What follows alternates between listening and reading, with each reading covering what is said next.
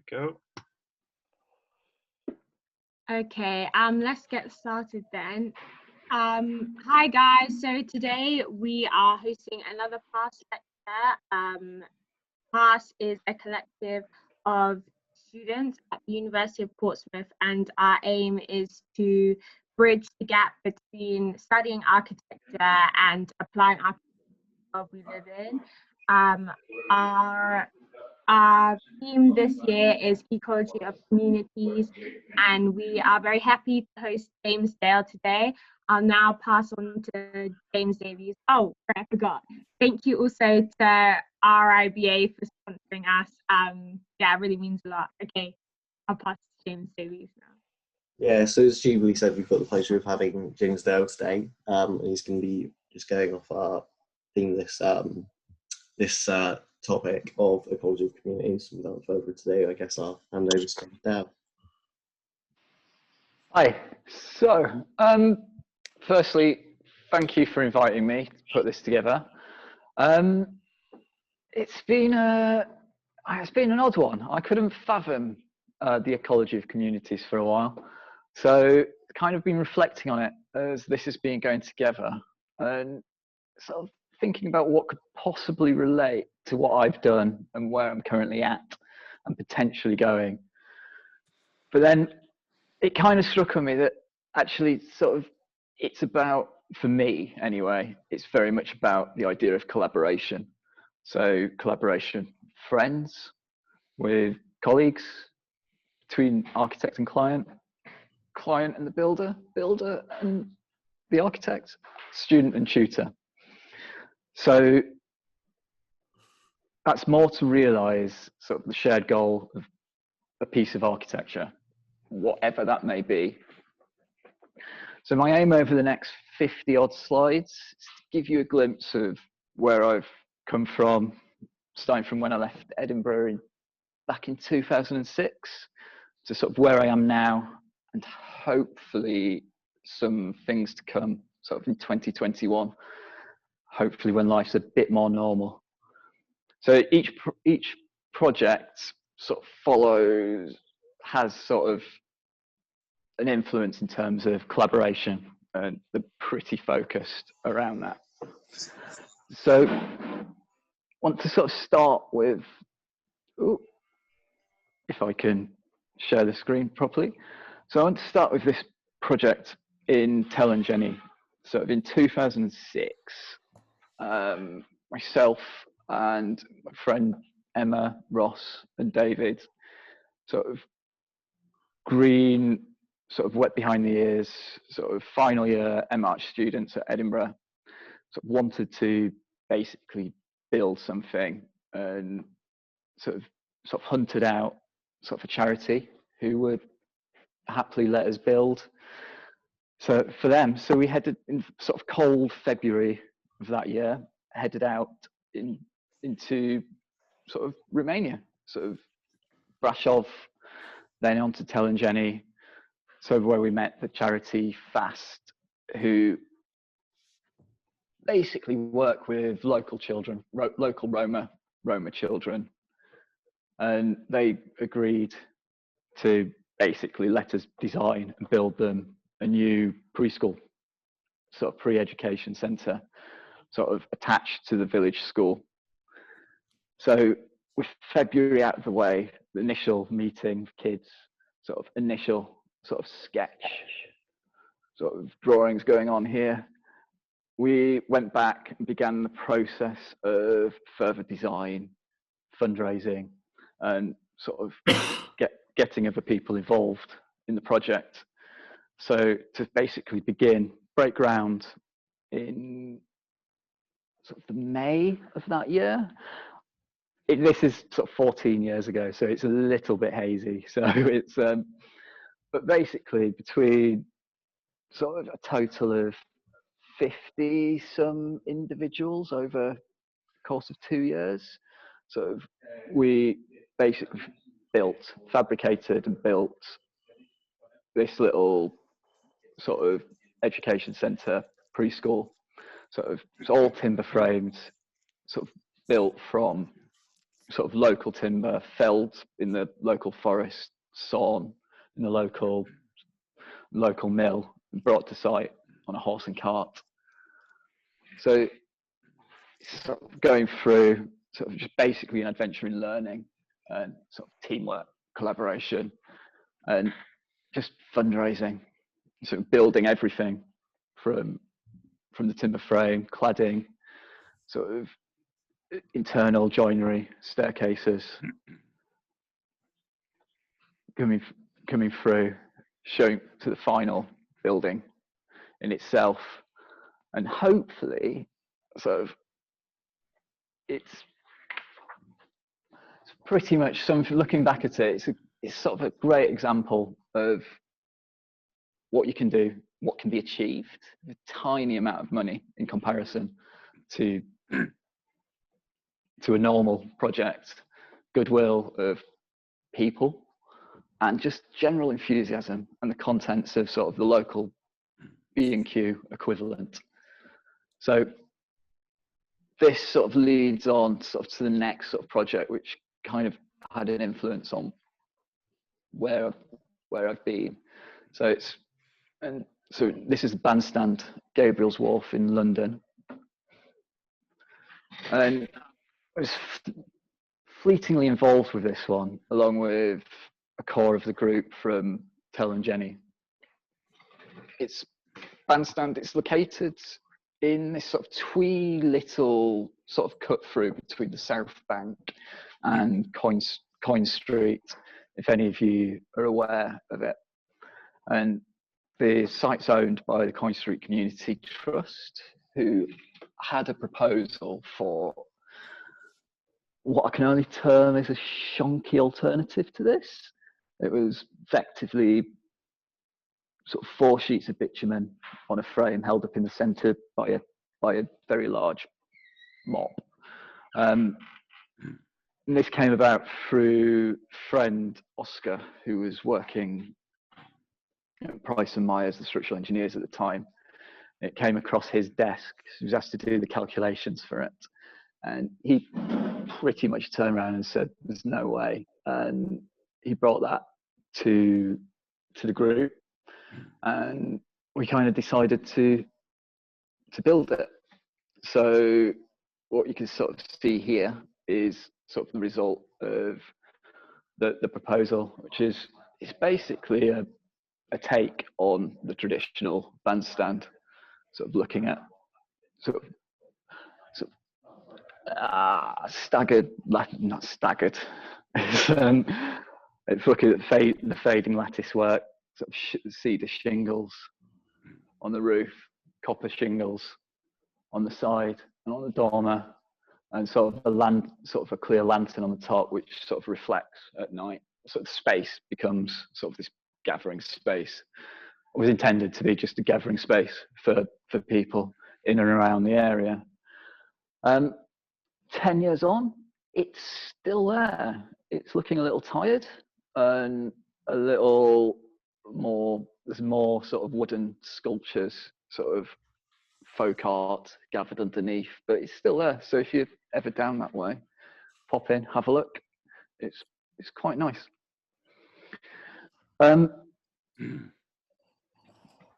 So sort of looking at Kingsland Road, time. So yeah, sometime around 2009, I was very much made redundant from practice, and it was pretty brutal sort of in 2008, following the 2008 financial crash. But at the time, I didn't realise that would be the last time I'd sort of work in an office in somebody else's employment. So looking back, this is quite a key project in sort of where I've come from. It's also a project which I qualified as an architect on, so writing this up for part 3 examination. So it's slightly different experience and different route to practice than sort of the traditional office part 3 study mode.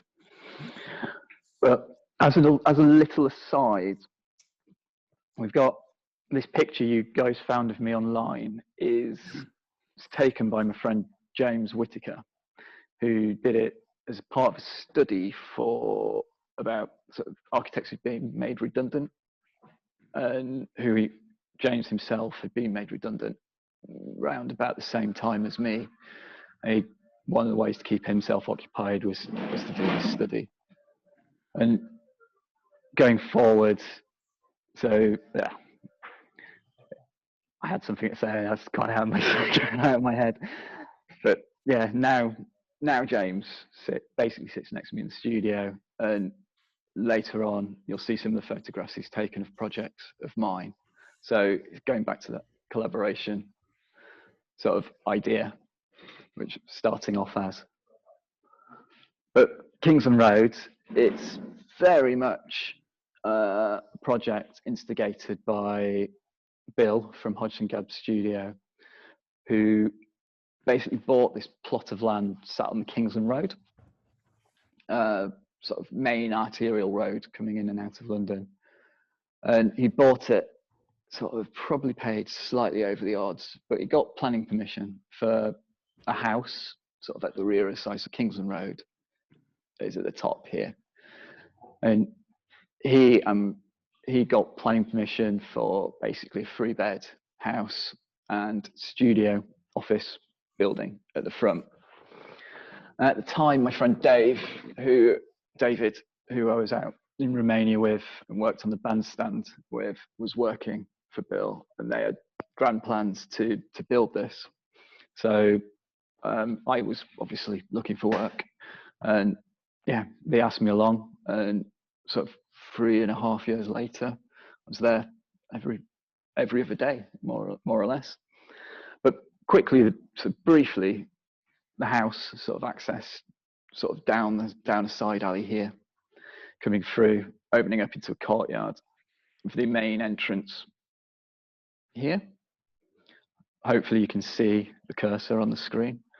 And then coming, it's no use me pointing, so it's and then sort of coming at the back, coming round into sort of the master bedroom en suite, and then coming up sort of a flight of stairs to the kitchen, dining area, and then sort of across into the living area, and then down a flight of stairs into 2 separate bedrooms. At the front, it's basic. It's offices served by a central stairwell on there. So this courtyard is developed through sort of restrictions of this big tree, essentially, keeping it there. And then we've got a big church, as you'll see in some of the photographs later on, big grade 2 listed church on one side here, and a big NHS sort of outpatients hospital on this side. So for 3.5 years, sort of, I came along just after sort of the piling had gone in. So groundworks had been done, and I was working 3 days a week, sort of for 3 years more or less, give or take, constructing this very big sort of timber framed house coming through. Again, most of the work was done by ourselves. Friends Ross and Emma came, helped at certain stages. Bricklayers came in, and concrete floor company came in to lay sort of the concrete screed first floor level. Cladding was installed at the front, so the weathering steel cladding sort of installed, which was quite an epic, tricky thing to work out. And you can see sort of how the house sits next to the big, I think it's the Church of Sir Columbo, but I cannot remember. And then sort of just views here, sort of finished sort of building, sort of showing sort of main staircase coming up, sort of the parquet floor made from sort of all the offcuts from the timber studs, which were built in the partition walls, the main structure here.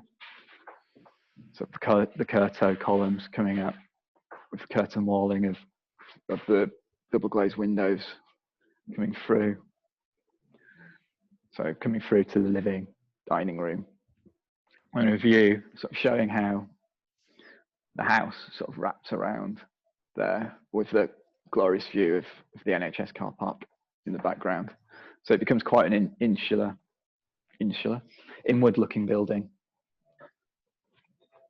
And then the relationship building to the church next door.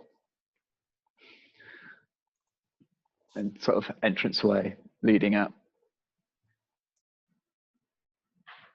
And then sort of while Bill, Dave and I were working on that, we took a little 2-month hiatus and sort of built this little oak framed conservatory sort of on Southhill Park, Southhill Road, just in Hampstead. So it's a 1-bedroom sort of garden flat and in desperate need of space and light. But it was a tiny budget, and sort of the only feasible way to make it affordable was for those guys to build it. So the oak frame was fabricated on site using circular saws, chop saws, routers. Groundworks were done by us, sort of foundation slabs. Sort of here you can see sort of aluminium sort of trims going in, ready to take the glazing sort of around on the foundations and up on the beams on the roof. Sort of, and then joinery, sort of the joinery was fabricated on site, and then glazing was stuck in. It's quite an odd thing trying to root out photos of sort of these projects, because at the time sort of camera phones weren't that good, and the iPhone had only just come out and was unaffordable, so kind of having to rely on photos had hidden away sort of in files sort of from digital cameras from the bygone era really. So there's a lot of lost in time. I'm sure I'll unearth more photos at a later date. Then it's just sort of looking at various details of the project and the sort of extension itself. So these big glass panels were brought around the side, lifted over the wall, and basically just stuck on with sticky tape and silicone, like glazing tape and structural silicone, obviously.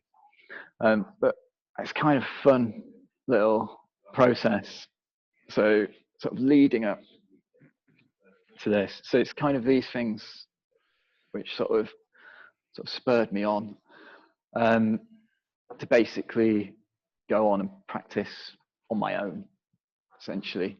One day I'll begin building again. That's sort of a goal for 2021, 22. But it's after finishing these sort of projects, I just didn't want to go back and work in an office for anyone else.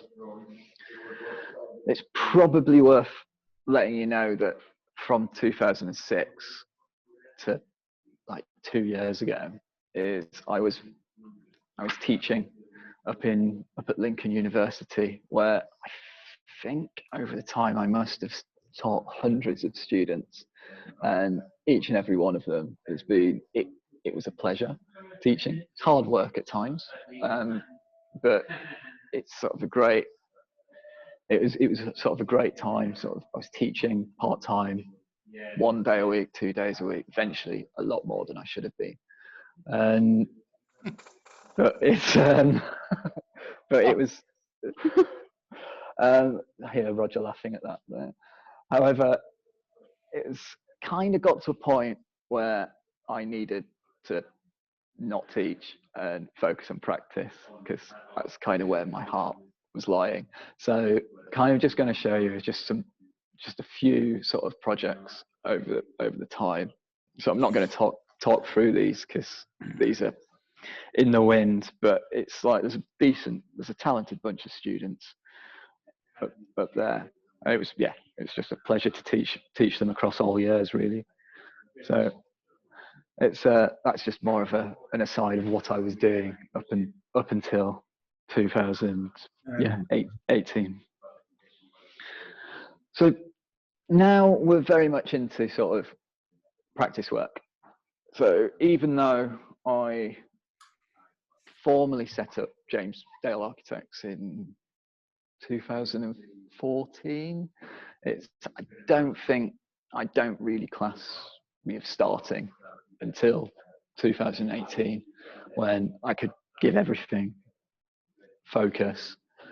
And that's sort of culminated in the last year or so of a couple of really nice projects coming to fruition, which have very much been sort of about collaboration between client and architect and builder. It's basically a whole team, and just coming together to sort of realize sort of what starts in my head, and what evolves through conversation with a client, and what their wishes are, and what the builder can actually feasibly do with their abilities. So I'm just going to talk you through Mount Pleasant, which some of you may have seen if you've been on Instagram, some of you may not. So I'll just run through it.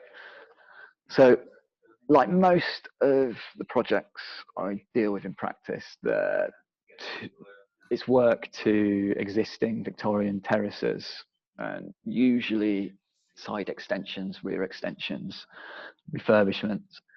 And a lot of them are in sort of a state similar, but not always as bad as this, where it's basically just never had any love and care, love and attention. It's just, got a ramshackle shed attached to the back of the house, acting as the utility room. So with this scheme, very much sort of the clients didn't have a massive budget, but it's about seeing what we could achieve for that budget, and sort of taking. So basically, we didn't really extend the footprint too much. You can see here, we're adding a couple of square meters, or a full proper usable extension, but we're opening up the cellular nature, getting in sort of kitchen, dining, sort of sunroom, gardening room, whatever, sort of just a usable space for them, opening out into a new garden at the back here. The project probably took, again, every project from sort of start to finish takes about 12 months-ish, give or take. Some a lot more, which I'll get onto later. But sort of the result is just a very sort of simple, light, sort of filled space, sort of zoning, sort of functions, and then becoming very sort of playful with materials the building's clad in. Again, just trying to stop it just being sort of just an ordinary rear extension. The clients got back to me a while ago, just as we were finishing the project, and they basically said, like, one of the neighbours, they'd overheard one of the neighbours walking down the street, and they basically said, "Ooh, it's like a spaceship has landed in the yard," and basically it made the day, because that's kind of what they wanted. It's just something different. And that's what they got. Scots Road. So Scots Road is a project which completed last year, but only got it photographed this year. I think once lockdown had opened, but I can't quite remember. As it's been a bit of a blur. But the clients here were sort of in love with colour, and sort of were very sort of open to suggestion and deliberate sort of different materials, using different materials, and sort of creating, just again using sort of the rear of the house, which was closed off, to the garden, so no real access to the garden, and just so you never use the back of the house. So we shifted the kitchen to the centre. You can probably just about see it in the back there, and sort of opened up a new living dining space, and sort of put in a little oriel window, which you can see here.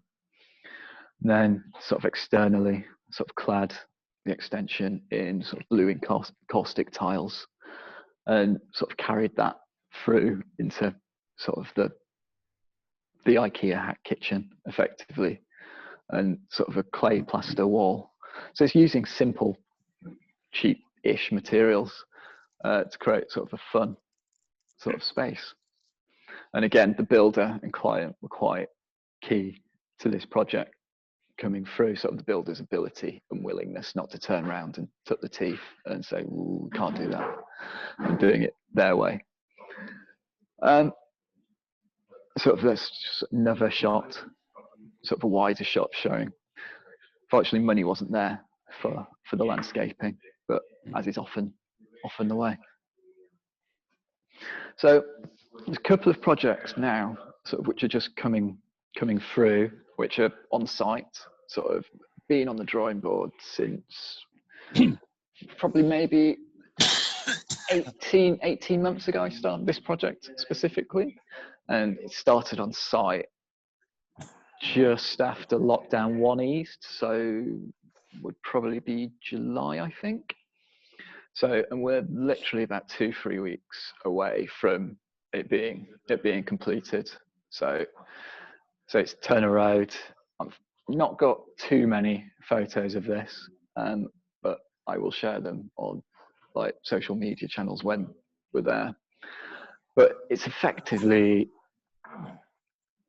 it's a project where the client supplied just a very, very well thought through brief, well written brief, which allowed sort of the project to evolve and sort of change. So we've put on a rear extension which becomes the living space. What you don't see is sort of the kitchen's been moved to the centre of the house where it's darker. We've dropped in a little courtyard here, which allows both connection through to the garden, the living space, light into there. Again, we're just being playful with materials, with colours, sort of using sort of a white brick, just stack bonding this, sort of green window frames, and standard white tiles coming through with a nice sort of hardwood, sort of glazed bathroom entrance, and then hiding a utility on the first floor. At the back, this project, the builder's been great in the sense that there aren't any real issues. He's a builder which I enjoy working with for that reason. If there is an issue, it's dealt with and talked about, and there's a solution before there's a problem. And the clients are great, but again, it's just they're really great clients to work with, and yeah, it's without the clients you wouldn't get the projects essentially. And so it's been a pleasure working with them. Hopefully the next few weeks are relatively stress-free, but we shall see. Snagging will be fun, I'm sure. St Mary's Road, now this is a problem. It says 2018 to 21 there, and I actually went back through the files, and I think this project came to me in 2017. And it's a project which has been fighting all of the way, so it's more anecdotal, this project. But it's a courtyard house, essentially. Again, it's looking at shifting the sort of perception of the kitchen at the back, moving that to the front, and bringing the living space to the rear of the house.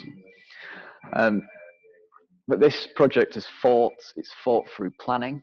It took a year, because it took a year to get, more or less a year to get planning permission on it, through no other reason than it for a rear extension. It ended up being termed as major, we had to submit a larger application because it was originally 2 flats, and the client, even though the client owned both, we had to go through a whole rigmarole, and then there was a Section 106 which took months to come through. So when we eventually got planning, that all came through, and the Section 106 came through.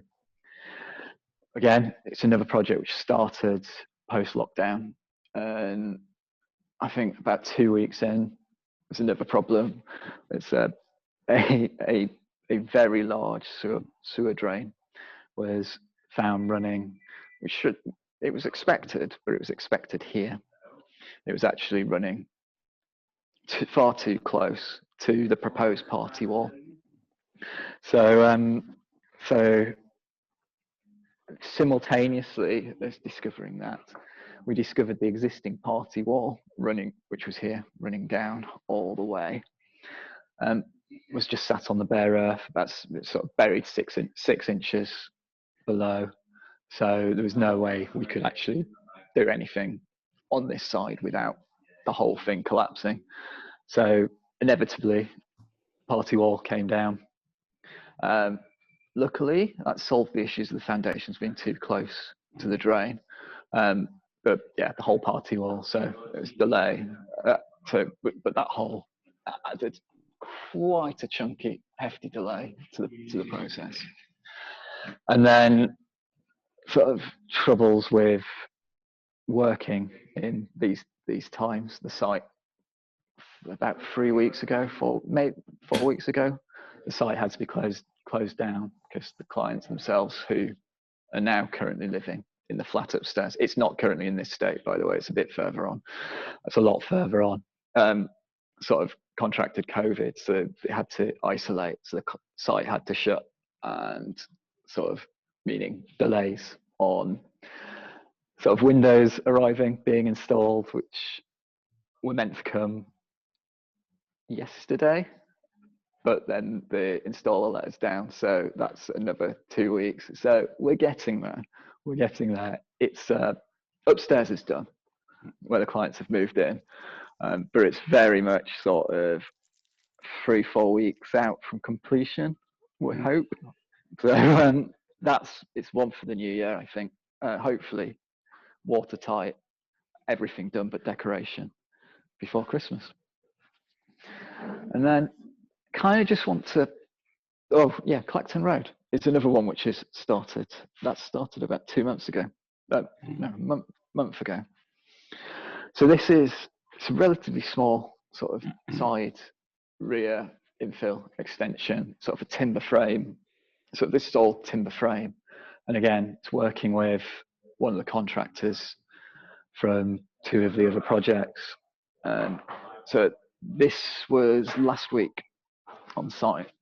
So the basically whole rear of the house has now come down, and steel's being held up on props. So this one, so far so good. There's no issues. It's going full blaze. So hopefully end of January, this one should also be complete. So I'm saying end of January, which means end of February. I'm sure there'll be a delay along the way, but this is quite a nice little sort of timber frame extension. And then I just kind of want to show sort of a few projects which are sort of developing from sort of these projects on site, which have come through in which are hopefully going to site in 2021. It's quite a big sort of house refurbishment. Sort of just, again, it's more looking at maximizing the space, which is what most clients want, but being playful with the way that's addressed. So it's not just a pitch roof and bifold doors into here. So it's playing with the form, and this one's now just going into detailed design stage, which is it's quite nice time. So we start sort of looking at and specifying materials, and then got a rear extension. This is a whole ground floor refurbishment, front extension and rear extension to a 19 1960s, sort of purpose-built, sort of terrace house. Neighbours either side had built up, so this was relatively dark, and so the clients sort of wanted to just maximise that space and the light in there, and sort of while creating a little window seat in there and access through. And then again, project just on the same road as the Gold extension actually is a house that's sort of similar in scale to this, but sort of just exploring sort of a black charred timber extension, and sort of just keeping it very simple, very pared back palette on this.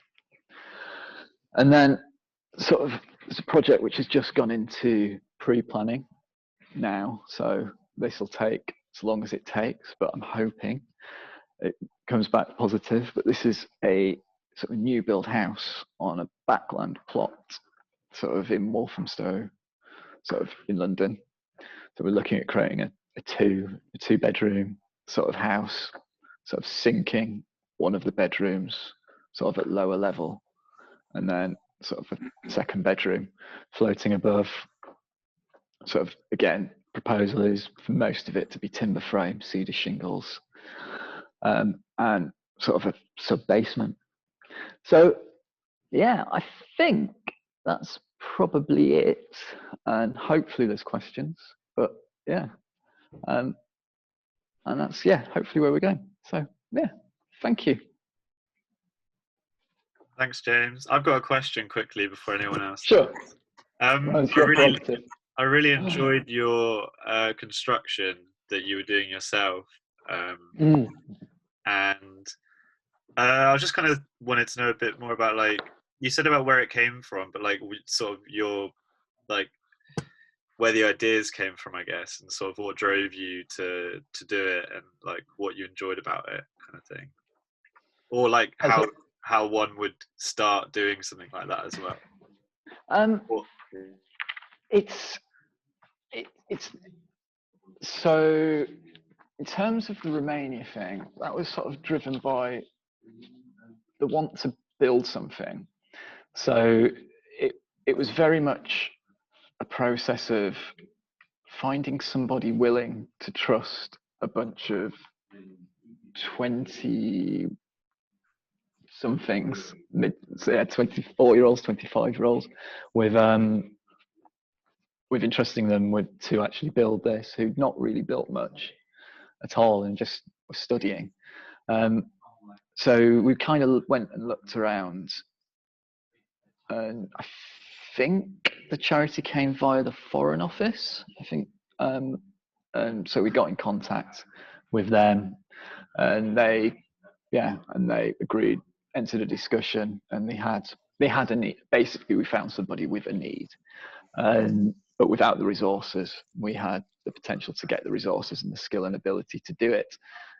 In terms of design of that, it kind of just evolved over a period of months, and when it was on site, it evolved even more. We had the footprint and sort of the layout resolved, but as the nature of building work sort of process evolves, materials aren't available, or they're delivered in the wrong size. They're delivered the size of a tree trunk rather than like the size of, like, broken down in 4. So it's kind of just adapting and evolving and sort of learning to live with those mistakes, and sort of celebrating sort of the mistakes in the design. And then sort of the bandstand it's sort of the design that was just sort of using the reference of a bandstand essentially, and just doing subtle things sort of with it. So it's just to change its appearance and make it sort of bring it up to sort of contemporary sort of appearance, aesthetic. It's just not being afraid to be playful, I guess, with a design. Does that answer the question, or have I sort of missed it entirely? No, that was great. Yeah, I like that sort of. especially in the earlier stages, sort of going with what you've got and kind of building, like literally building it as you go, kind of thing. But like, yeah, it's interesting. Yeah, it's what. So the interior of the preschool, that was literally, it was what could be found and sourced from the local DIY centre. So it's how that can be used. So yeah, to put together in just a fun way, just thinking beyond sort of the standard. Yeah, it's But that's quite what we inspiring to see what you can do with that kind of materials and such little money.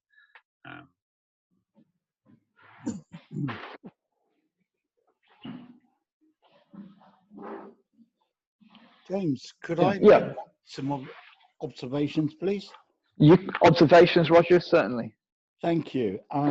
I first met you in my role as an external at Lincoln. Yeah. And one of the really interesting things about being an external is what you learn and what you bring back. And I met characters like you and Peter Baldwin, and you know, I thought there were some really exciting things happening in Lincoln. And what I really enjoyed about your talk tonight was two dimensions. The first dimension was about collaboration. And perhaps I could encourage you to talk a bit more about that. But the second thing was around smallness. Yeah. And I wonder if we're not selling students a kind of mythology that they're, you know, all going to be designing art galleries and these huge edifices. And actually, there's something really beautiful about doing something really small, beautifully. And that's what you're doing. That's what I'm aiming to do. I'm trying to do it better what each you're time. doing, James. I'm trying to do it better. No, it is what I'm doing. It's what I actually enjoy doing as well. So it is working small. I think I am effectively, so this is where the collaborate, like I'm effectively a one-man band, essentially. And there's only a certain scale of project I can handle on my own and show the right attention to.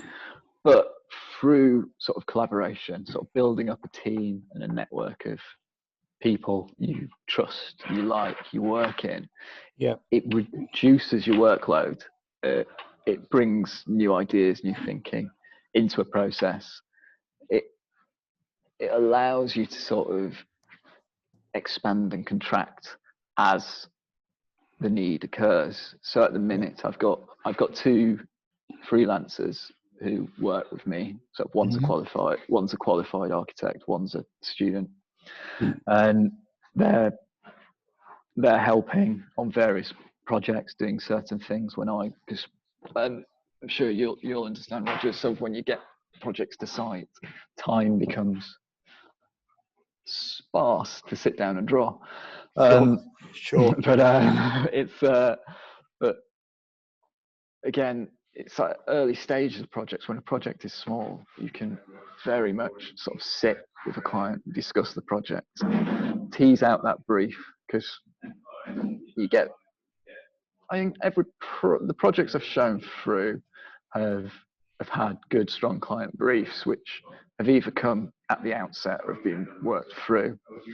And so in another sense of collaboration, the projects themselves are a reflection of the clients. So not just me. They're very much worked through and developed in collaboration with them. Because I say this a lot to clients. At the end of the day, when a project's finished, I never have to go back.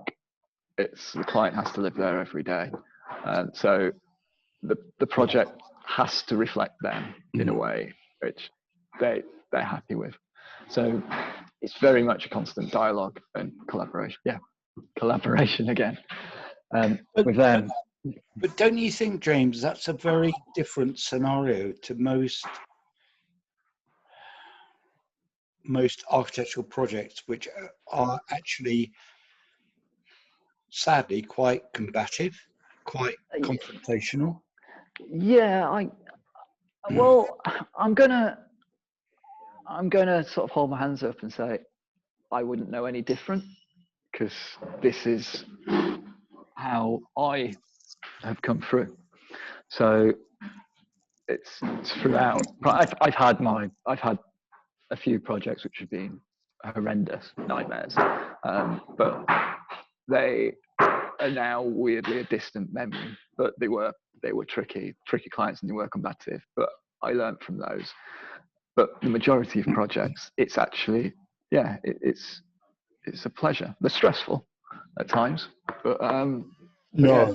so on reflection, they are very they're it's an enjoyable process, and hopefully for the client as well, despite the constant stresses of the house might fall down or money's running out, and so but I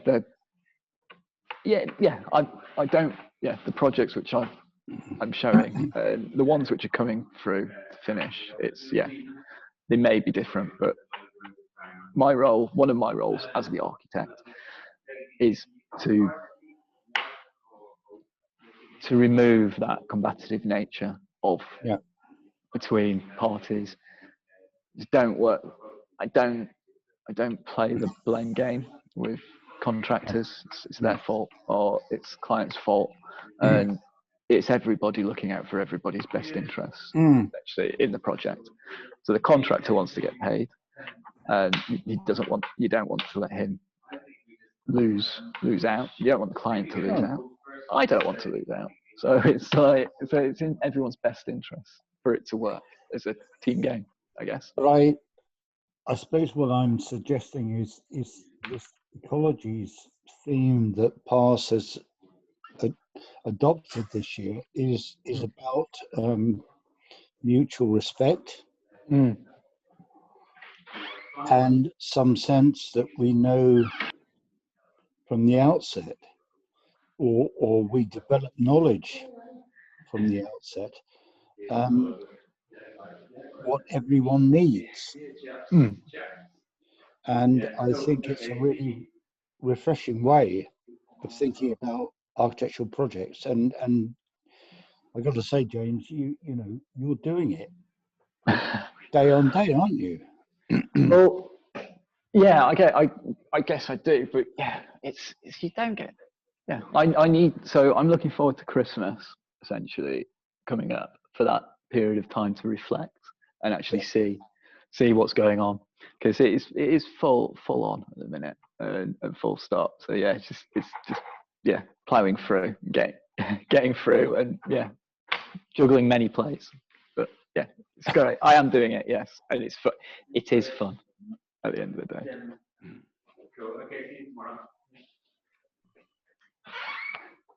People leaving the studio. So, any more questions for anyone else? You can turn your mic on if you want. Yeah.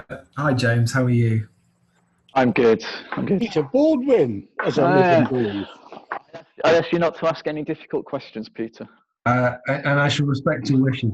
I suppose actually, James, I was really interested to ask if you would maybe just open up or reflect on perhaps the difference between a design process where you know you're going to build versus the design process where you're largely working through drawing and developing design through drawing. Is there a difference in what you would design, how you would design, and how you would think about the process of design, knowing you were going to be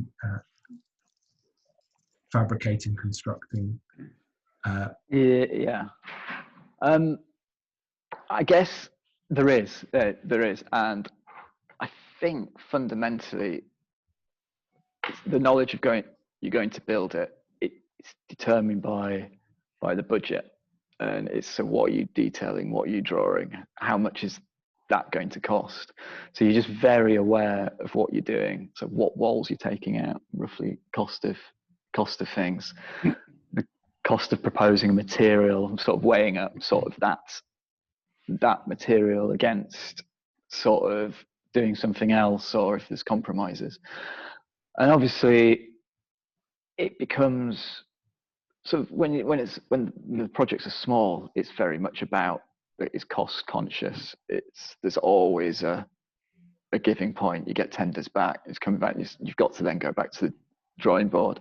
So if you're kind of designing in sort of areas areas where compromise can be made, it might be you do like a client does without this really nice piece of joinery you've spent 2 days drawing up, and it gets pulled because it says £3,000 on an already tight budget. So it's the pragmatics, and most of the projects as well are very much dealing with existing buildings, existing terraced houses,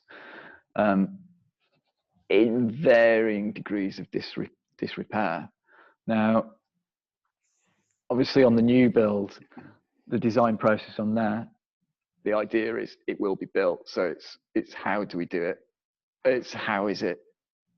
That becomes the thinking behind that becomes very programmatic in terms of how rooms should work, where they should be, but also very much about the context it sits in, sort of how the overlooking works on buildings. Where can we be high? Where can we be low? We've got to go down to do it. So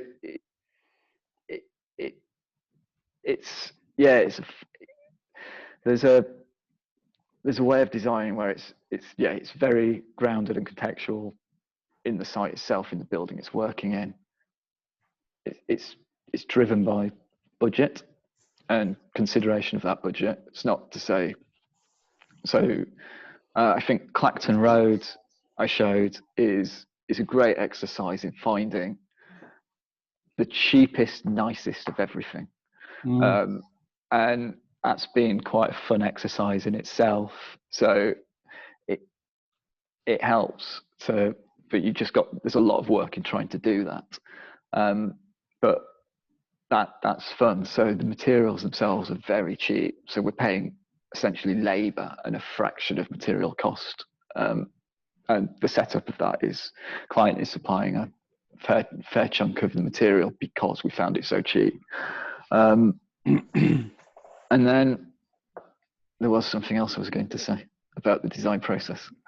And the other thing is it happens quick, but the initial thing happens very quick, but then over the course of work stages, it evolves iteratively. So a bit like you work, Peter, it does evolve iteratively, but as the detail of a project develops and evolves and gets more.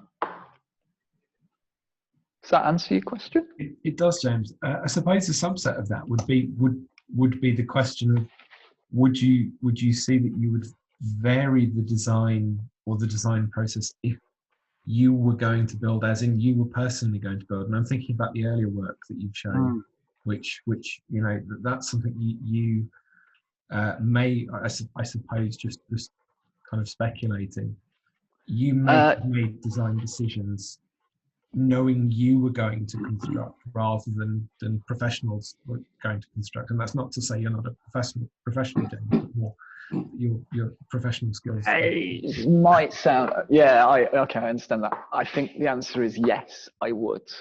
But I think those design decisions would be the decision not to make certain decisions until we were at a point where they were to be made. So because it's for me, I'm doing it. I don't need the reams of drawings to do. And so the ideal is it would evolve as the project evolves. Sort of once it's on site, the fundamentals are there, which are required for planning, essentially. Yeah. But then once you're on site in the ground, it evolves as it goes on. It's you don't.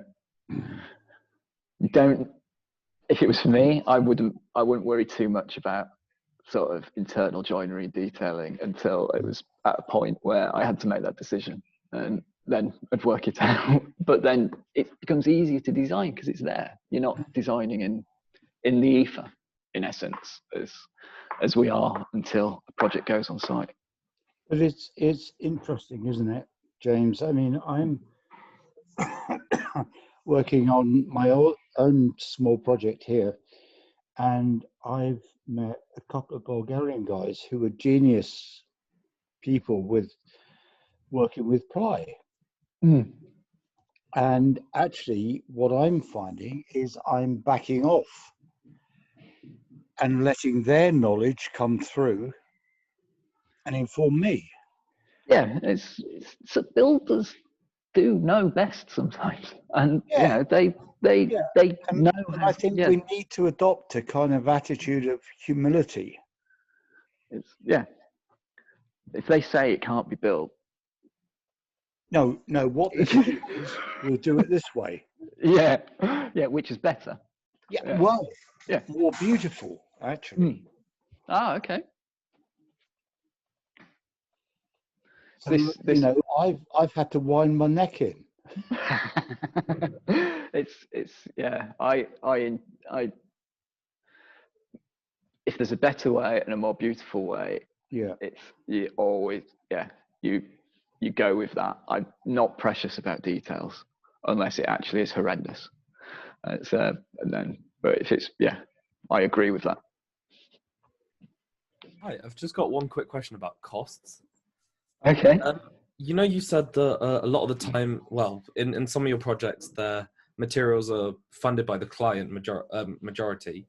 Do you have set companies or set places you go to acquire material, or do you just buy it off normal prices that everyone else would? Do you have so yeah, it depends. So the majority of projects, the contractor will supply the general building materials. So it's just in this one case on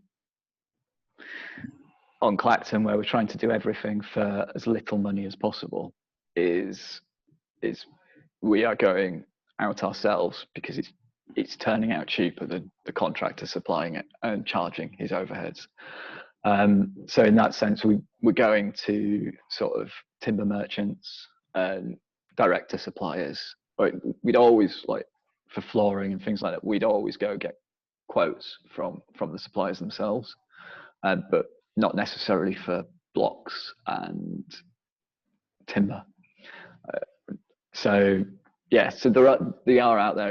It just means you're on the phone, ringing around, sending emails, hunting people out, and you eventually build up a Rolodex, I guess, of people you can supply. And I think that happens with every architect. You're always hunting out the best, not necessarily the cheapest, or the best tradesman for the specific type of job. And over time you find them, and you have a good suppliers list. It's the one thing I've found architects aren't willing to share is their list of suppliers. It's the one thing they keep guarded close to their chest.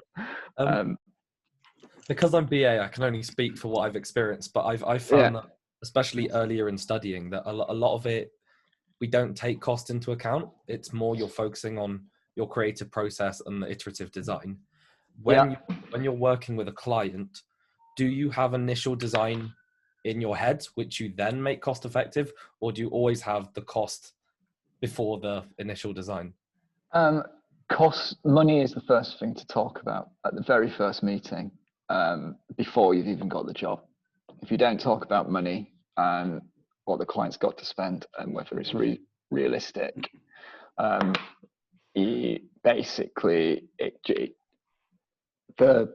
the project will inevitably end sour somewhere down the line. So from the outset, you're designing to a budget. Mm-hmm. I don't think I've I don't think I've had a project sort of first time of asking on tender, it's come back in price, sort of on budget without having to lose things or go back to a contractor and negotiate. But that's kind of part of the process. And usually you can, when you start emitting things and sort of tweak things, prices come back down towards budget, because you're designing to aspiration rather than and then in terms of you as a student worrying about cost in design, it's good to think about it, but you should just enjoy the design process and the learning, and and then try and cost it, and then think about, oh, how do I get the price down from this? But I don't think you should be worried about it too much, Okay. unless your tutors are telling you so. No, I mean, Imran, I think your question is really valued. But I think it's one constraint too far.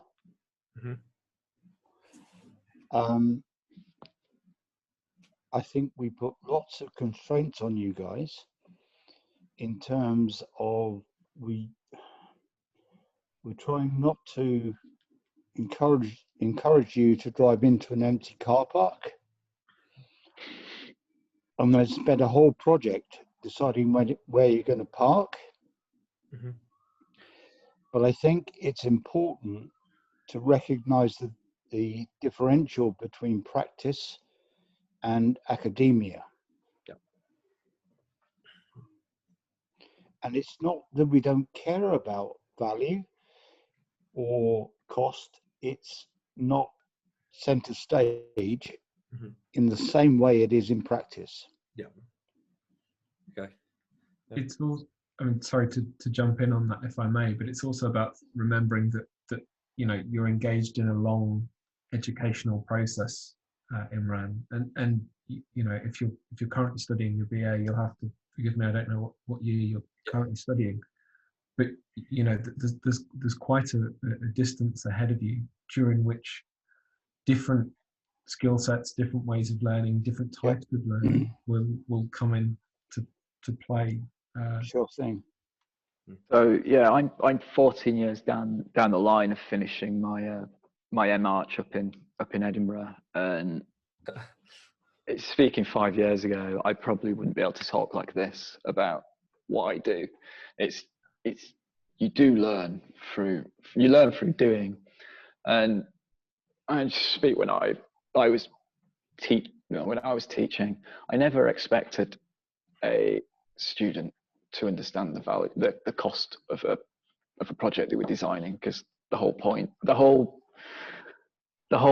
of, for me, I'm going to say this, is like, for me, the whole point of the education system in School of Architecture is to allow you to think creatively and beyond that, and not necessarily create practice-ready architects, because that's our role in practice. So, but I'm talking to my first years, Imran, and I'm saying, every square meter you're creating is going to cost somebody £3,000. And we then go on to have a discourse about embodied energy. And we talk about material miles. So we are trying to bind all this stuff in. Just not make it a constraint. Well, the danger is that we make it a constraint above all other constraints, I guess. Okay. Yeah, no, I understand that. Thank you.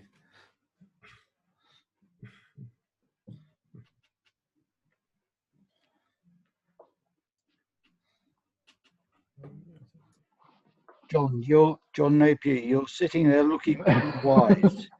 Oh yeah. Like I've got a million questions to ask. No, not really. I'm very pleased to enjoy the presentation and to see that James is doing well. And I'm wondering, really, if you had an opportunity to do something a little bit a little bit less constrained, maybe you'd also enjoy that. Maybe with a bit more space. I think you're comfortable with a low budget, but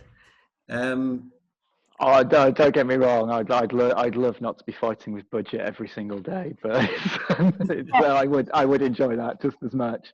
And yeah, it's a funny thing. It's where I'm at, and I'm enjoying where I'm at. It's not where I'm staying, but it's where I'm at. And so yeah, I think I would. But I think I've mentioned this in the past to some people, but basically my dream commission would be a public toilet. It's like, yeah, honestly, it's like, why not? There isn't enough of them. The great pieces of civic architecture, potentially great pieces of civic architecture, public building, you know, everyone needs a toilet. It's like, yeah, that's honestly one of my dream commissions. very humble. James, I'll hunt a client down for you. Please do.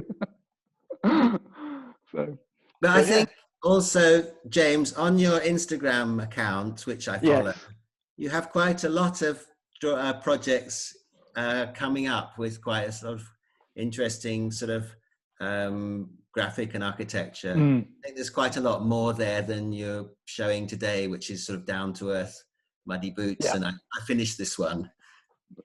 Yes, yeah, it's I can sort of show a lot which is coming up, but it's too much. It's like we kind of want to sort of celebrate what's happening now and what's coming through, and there are a lot. There's a lot of nice past projects which I've not shown, but when you sort of, it's not about blowing my own trumpet necessarily. Instagram's for that sort of thing. Okay. James, you're really modest, but you draw beautifully, and Thank you you. draw, in a sense, abstractly, and you remind me of James Sterling. That I am going to take that, and that's something I've been looking at a lot. So work of Sterling and Lebetkin, and yeah, I'm a big fan of a certain period, but Sterling very much so. It's like the drawings specifically. Wax me across to PB's point earlier about how we represent ideas, and you know, James, I think you do it beautifully, but somewhat mystically. And, you know, maybe for Pass, there's something to learn from that, which, you know, is really rich and potent. But is not the planometric projection a bit confusing? For who? Well, for me, I'm an architect as well. No, for the client. No, the client. Well, the clients see a whole load of different representational techniques. So the planometrics are done for me, and the art for the clients. But very much the clients are seeing working 3D models, working computer models. They're seeing a full array of drawing sets. It's not like they're just getting that. It's these sometimes they're done post projects because in fairness the money wasn't there to do them during the project, and they're done because I want to do them, not because I'm being paid to do them. So they're not, so they don't form part of service, but I enjoy them. And so I'm going to say it as part of the reason for doing them is they're for me. It's as much as anybody else. So we don't have to be paid for everything. We can do things just because we enjoy doing things. that's pretty much it. Yeah. That's really liberating, James. I think Peter could recognise that. Very liberated. I don't get paid for anything. No, Oh. Oh. and I'm just about to go outside the room and sob deeply. You can't see it, but I've got a tiny violin here.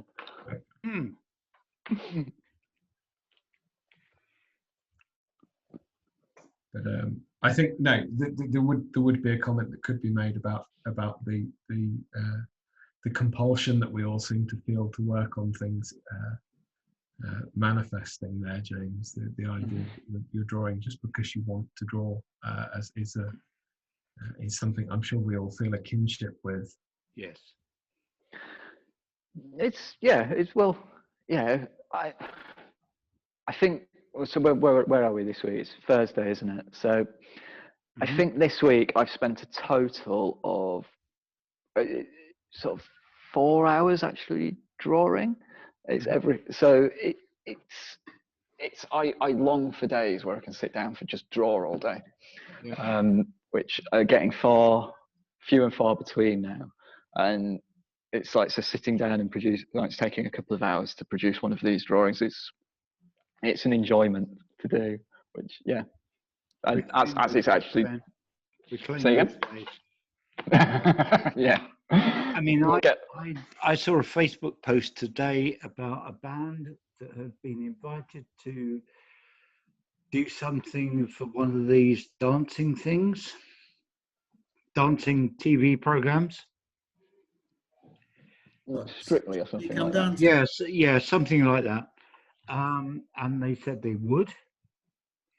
And then Strictly came back and said, we're not paying you for it.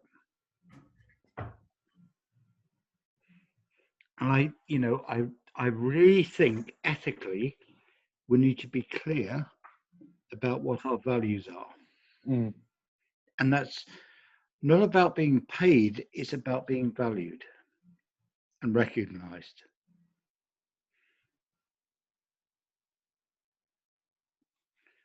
That's a positive thought.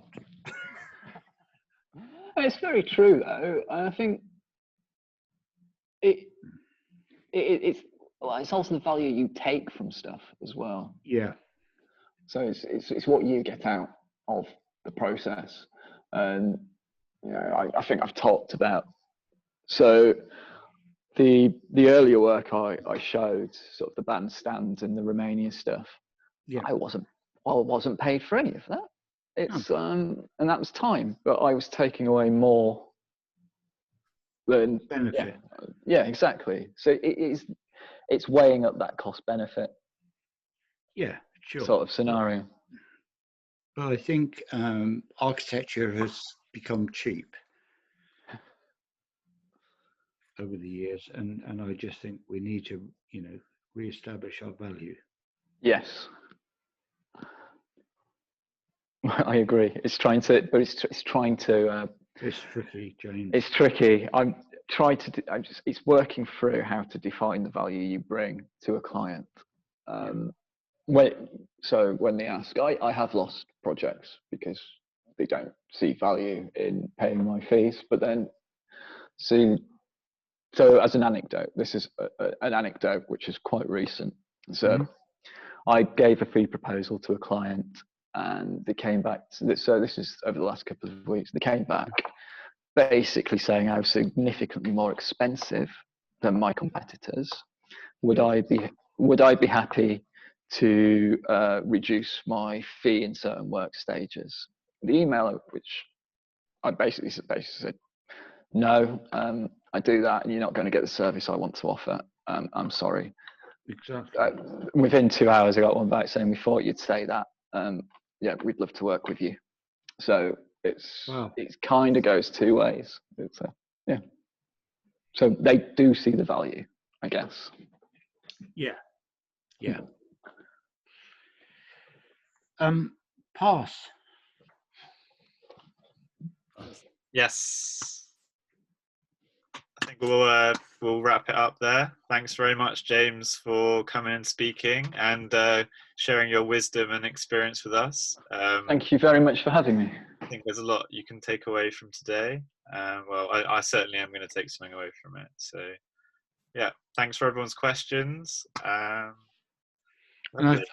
I tell you what, Ben, I will bet James will be a really good friend to the school. I'm more than happy. He's a good teacher, so yeah. Yeah. Yeah. Would love Thank to you, have him John. in the studio. Thank you. Lovely. All right. Thanks everyone, and thanks to so Reverb much. for sponsoring our talks. Cheers then. Bye. Cheers, guys. Yeah. Keep in touch. Yeah.